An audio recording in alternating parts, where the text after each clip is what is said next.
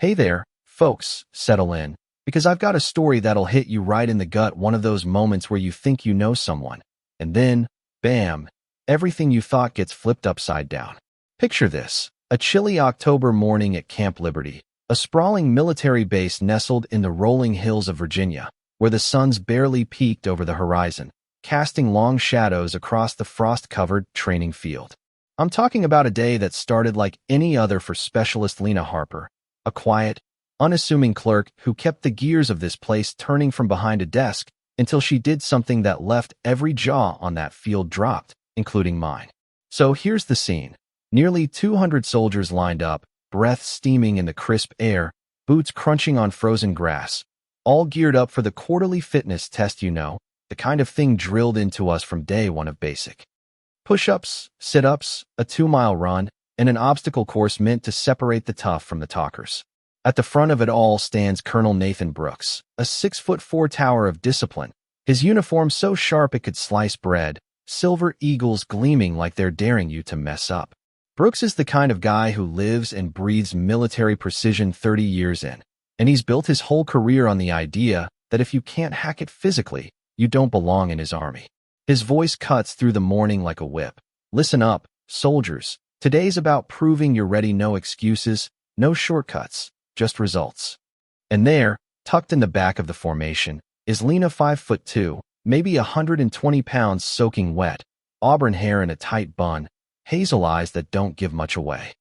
To most of us, she's just the clerk who processes leave forms, schedules transport, keeps the paperwork flowing, the kind of soldier who's vital but invisible, Now, Lena's been at Camp Liberty for about 9 months, transferred in from God knows where, through some routine paperwork shuffle, or so we thought. She's quiet, keeps to herself, does her job with this calm efficiency that makes you forget she's even there. Some folks called her standoffish, others figured she was just shy, but me? I always got the sense there was more to her, like she was carrying something heavy behind those steady eyes. That morning, as Brooks lays out the test, push-ups first, full range of motion, no slacking, I notice Lena shift a little, like she's bracing herself. The tightness in her face, the way she adjusts her stance, it's subtle, but it's there. See, Lena's got this chronic ache, a constant reminder of something she doesn't talk about, something that makes every push-up feel like a battle her body's fighting against itself. The test kicks off, and we're all down in the dirt, pumping out reps while NCOs bark counts like drill sergeants on a mission. Lena's right there with us, but I can see at her first push-ups off, like her left side screaming at her to stop.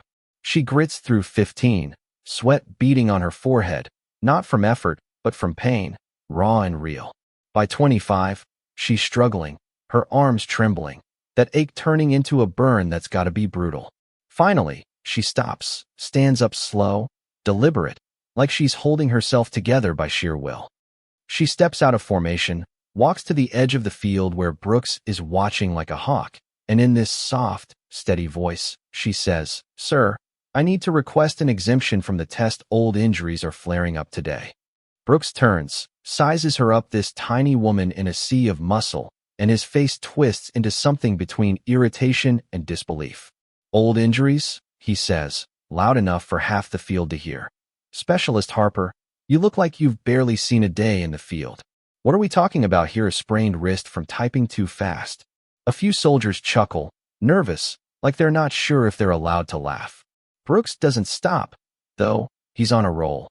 "Let me guess, you've been pushing pencils so long you forgot what it's like to be a real soldier. In my army, we don't coddle desk jockeys who think they can skip out when things get tough." His voice is booming now, turning this into a spectacle, and I can see Lena's neck flush red, but her face? Stone cold neutral, like she's heard worse. The field goes quiet. Everyone's watching, waiting for her to crumble or snap back. Brooks keeps going. "You think you can just opt out because you're not feeling it? That's not how it works, Harper. Every soldier meets the same standard, no exceptions, no sob stories." He's practically puffing out his chest, feeding off the attention, and I'm thinking, man, this guy's digging his own grave. He just doesn't know it yet. Lena stands there, silent, her eyes locked on some point past his shoulder, and I swear, you could hear a pin drop. The air's heavy, like the whole world's holding its breath. Then, without a word, Lena reaches for the zipper of her jacket. The sound, that slow, metallic rasp, cuts through the silence like a gunshot. She shrugs it off, folds it neat as you please, sets it on the ground. Then, her hands go to the hem of her t-shirt, and she starts lifting it, slow, deliberate, like she's done this 1,000 times in her head. The first gasp comes from somewhere behind me, sharp, like someone just got punched. Then another, and another, until the whole field's buzzing with this low, stunned murmur. Lena's back, her left side, it's a map of scars, not clean or surgical, but jagged, brutal, like someone took a handful of shrapnel and carved her up with it. Thick lines, branching like lightning, red and raw in some spots, silvery in others, stretching from her shoulder blade to her waist, wrapping around her ribs. It's not just scars, it's a story, a violent one, the kind that says, I survived something you can't even imagine. I'm standing there, frozen, and I see Brooks' face go white, like he's just seen a ghost. He's not laughing now. Nobody is. Those scars, they're not random. If you've been around combat vets, you know the pattern: high-velocity shrapnel, the kind you see in after-action reports from missions that don't officially exist. I catch Sergeant First Class Carla Mendez's eye. She's a 20-year vet, seen her share of war zones, and her throat's tight, like she's fighting back tears. She knows what she's looking at, and so does Brooks. I can see it in his eyes, the gears turning, the realization hitting him like a freight train. He's been briefed on missions like Operation Shadow Strike, a classified op from a couple years back in some godforsaken corner of Syria. I wasn't there, but I've heard whispers a special ops raid gone sideways, an ambush, IEDs, a fighting retreat that left bodies and blood on the ground. The official report said no casualties, but we all know that's code for nobody died, but some didn't come back whole. Lena stands there, shirt still in her hands, scars bared to the world, and she doesn't flinch. The cold's biting her skin, goosebumps rising, but she's steady, serene almost, like she's finally let go of something she's been carrying too long. Brooks opens his mouth, but nothing comes out for the first time in his career. I bet he's speechless. The soldiers around me start whispering. Those are shrapnel scars. One says, voice low, reverent. How's she even standing? Asks a private who's never seen combat up close. Carla steps forward, her voice barely above a whisper. Jesus, that's not just an injury, that's survival. Let me take you back to that mission, because to understand Lena, you need to know what happened. Operation Shadow Strike was a joint special ops hit, targeting a bomb maker in Syria's Badlands, a guy whose IEDs had taken out too many of our people. Lena was the comms specialist, the one keeping the team linked to HQ, coordinating air support, staying out of the thick of it. The plan was textbook: insert under darkness, hit the compound, neutralize the target, get out clean. But the intel was garbage. The bad guys knew we were coming. Turned the whole area into a death trap, IEDs buried along every approach, snipers in the hills, a kill zone designed to wipe out anyone dumb enough to walk in. Lena's team didn't see it until it was too late. The explosion that got her went off 50 meters from the target, a massive blast, shrapnel tearing through her back and side, shredding her gear, her comms equipment, everything. She hit the ground, blood soaking her vest, ears ringing, pain like fire spreading through her body. But even then, she didn't quit. She dragged herself to cover, grabbed backup comms, started calling in air support, while patching herself up between transmissions. 6 hours of hell followed her team, fighting through enemy fire, carrying wounded, dodging more IEDs. Lena was one of the last on the chopper, refusing to board until everyone else was accounted for. The medics worked on her in the air, morphine blurring the edges, but she was fading fast. 8 hours of surgery later, they pulled out what shrapnel they could, left the rest where it was too risky to touch. Months of rehab followed, physical therapy, counseling, all while keeping her mouth shut about a mission nobody was supposed to know about. Back on that training field, the weight of what Lena's just shown us hits like a tidal wave. The laughter's gone, replaced by this heavy, respectful silence. Brooks is still pale, his hands shaking a little, like he knows he's screwed up big time. See, if Lena was part of Shadow Strike, her whole clerk gig is a cover. Special ops folks like her get reassigned to desk jobs to recover, to keep them safe, their real histories locked behind system, behind classified files. Lena's scars, the undeniable proof of her past, have just blown that cover wide open, and Brooks' public stunt might have just compromised her security clearance, not to mention his own career. He's not just embarrassed at his potentially violated protocols for handling personnel with classified backgrounds.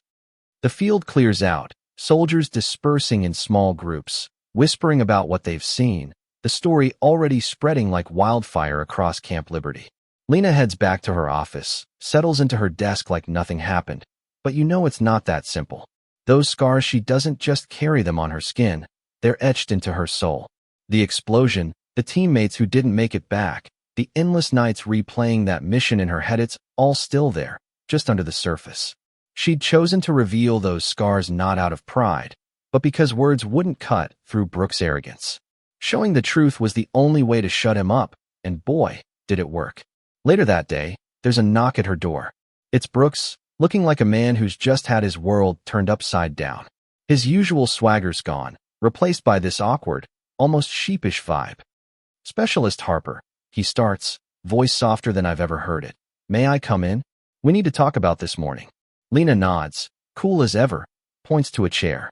He sits, clears his throat, and says, "I owe you an apology. What I said, the assumptions I made, they were out of line. I had no right to question your request without knowing the full story." Lena just looks at him, those hazel eyes steady, sizing up whether he means it. She's heard apologies before, some real, some just damage control, and she's got a knack for spotting the difference. "I accept your apologies, sir," she says, calm, professional. "But we both know this isn't just about apologies. There'll be questions now, and they're going to dig into things neither of us can talk about openly." Brooks nods, looking like he's aged 10 years in a day. "I've already spoken to my superiors," he admits, voice low. "There's an investigation coming not into you, but me. They're looking at whether I breached security protocols, maybe violated rules about handling folks with your kind of background." Lena doesn't blink, just says, "I'll cooperate fully, sir. Whatever they need to know, I'll provide." She's not surprised. She knew this was coming the second she unzipped that jacket. Then Brooks leans forward, voice quieter. "There's something else. They're worried your cover's blown. They're talking about reassigning you, maybe moving you somewhere your background can stay under wraps." Lena nods, like she's been expecting this too. "I'm ready for whatever they decide," she says, and you can tell she means it. She's thought this through, weighed the cost of her choice to show those scars. Brooks hesitates, then asks, "Why didn't you just tell me? About the injuries, the combat? It would have shut me up right then and there." Lena's fingers trace the edge of a folder on her desk, thoughtful. "Because explaining would have raised more questions than answers," she says. "You'd want details when, where, how. I'm not cleared to share that, and half-truths would have made it worse. Plus, most folks aren't ready for the real story. They think they know war from movies, but the truth? It's messier, uglier, and they don't always want to hear it." Before Brooks can respond, there's another knock, sharp, official. In walks a guy in civvies, mid-40s, graying hair, the kind of bland look that screams, "I work in the shadows." "Specialist Harper, Colonel Brooks," he says, voice clipped. "I'm Agent Michael Torres, Office of Special Investigations. We need to discuss this morning." That's the big leagues, the folks who guard classified secrets and sniff out breaches. Torres shakes Brooks' hand, then turns to Lena, eyes sharp but not unkind. "I've read your file, Specialist Harper, the official one and the classified parts. I know this wasn't your idea of a good morning." Lena nods, "Tried to avoid it, sir, but circumstances didn't cooperate." Torres sits, pulls out a folder. "I've talked to witnesses. Their stories line up, which is a problem. Too many eyes on this. We can't just bury it. Too many people saw those scars, and that means damage control, not containment."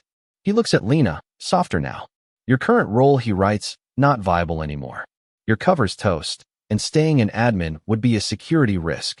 Lena takes it in stride, asks, "What are my options?" Torres flips open his folder. "Medical retirement, full benefits, support for your ongoing medical needs. Or we've got positions elsewhere, places where your background's an asset, not a liability. It's a fork in the road. Walk away from the Army with a safety net or start over somewhere new, still in the game, but under stricter cover." Lena says she needs time to think, and Torres agrees. "Take as long as you need. This is your life we're talking about." Then he turns to Brooks, all business again.